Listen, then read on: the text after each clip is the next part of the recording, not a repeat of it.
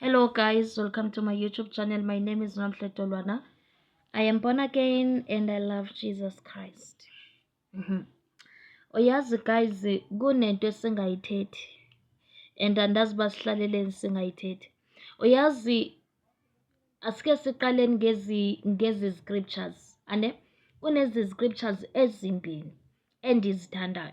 Indumiso 51, ne? Indumiso 51, which means Psalms 51. Ithi yona kunendawo pha uverse 10 ithi create a pure heart in me, O God. Yeva? Create a pure heart in me, O God. Yeva? Agathanga xa ethandaza, create a pure heart in my enemies, O God. No, create a pure heart in me, O God. Right? Right. Okay. Now, ungancami khona apho ndiyakhona. Now masijongeni iPsalms 24, ne? Psalms 24 ithi pha eqaleni uverse 1, lelika Yehova ihlabathi nenzaliseko yalo. Uyibambe kanjalo. If this is Psalms 24, if ufuna ukuyoyifunda ungayifunda, because I want you to understand this Psalms, all right? Okay. Now, Psalms 24 again, verse 3. Ithi ngesixhosa, ngubani na onokuma endaweni yakhe engcwele, right? Endaweni kaYehova engcwele. Ithi yona ngozandla zimsulwa. Number 1, ozandla zakhe zinjani? Zimsulwa. Number 2, ngonhliziyo inyulu. Yayiva? Number 3, ngongawuphakamiseli kwinkohlakalo umphefumulo wakhe. Andithi niyanibamba apho nigijima khona. Sinabazalwane apha abangamsebenzisi uPsalms 24 verse 3. Abamsebenzisi. I think it's verse 3 to 4. Abamsebenzisi. Abanazo inhliziyo ezihlambulukile. Sinabazalwane abangenanhliziyo ezihlambulukile. Sinabazalwane abayiphakamisela kwinkohlakalo imiphefumulo yabo. Sinabazalwane abangenazo izandla ezimsulwa. Mandikubekele ke xa ndisithi aba bazalwane abanazandla ezimsulwa ndithetha ukuthini. Even if awungombulali, even if awusebenzisa amayeza angcolile, yeva, kodwa kuyenzeka ukuthi still izandla zakho zingabikho msulwa. Kanjani? Omunye umuntu uzonibuza ukuthi how? Xa ukwazi ukwamkela iplastic egcwele igrosa, efika nomntwana wakho oyintombazana omaziyo ukuthi akasebenzi, ungambuza ukuthi iplastic wena uyifumene kanjani, unidle imali yendoda afornicator nayo umntwana wakho, eso sandla sekho msulo. Ukwazile ukudla into evele ngefornication, asekho msulwa isandla sakho. If wena uyakwazi ukudla imali yentandane, abantu abangasena bazali, udla imali ye-offense, uthatha imali, uthatha ikhadi labo uyokhipha imali, uyibamba isandla sakho, ngonqaba abantwana abashiywe nawe, abasena bazali, bashiywe nawe njengamuntu ozabagadora, njengamuntu oyifemeli, kodwa abantwana abanaso nesokubika isihlangu. Ogogo ubathengele isihlangu ngo-2023, awukabathengeli namhlanje. Udla imali yabo, wenza into, udla imali yabo, uthatha imali yabo, unika umntwana wakho, uyidla wena, wenibona uyababulibala. As long ubaphekela ipapa eyomile nekhaphetshu engenamafutha, ubona be-right. Ucimbe eso sandla sakho simsulwa.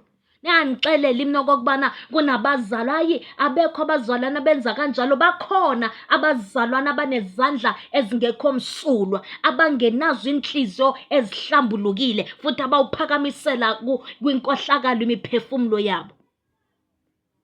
Xa wenza kanjalo, so number 1, you take what doesn't belong to you, ne? Number 2, uvumela umntwana kuba makahamba yonze, because it's like prostitution. Makahamba yolala namadoda abuye nezinto apha, uzamkele, ugqiba uphakamisa izandla, uthi you are worthy to be praised. Azisekho mzusulwa ezo zandla zakho ziphakamisayo.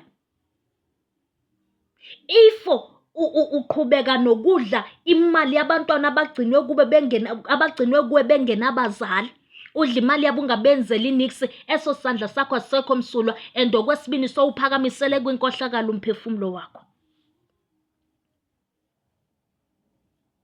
Umntu ongenanhliziyo enyulu okanye ongenanhliziyo ehlambulukile umuntu owenza zonke izinto ezingalunganga, abuye azothandaza.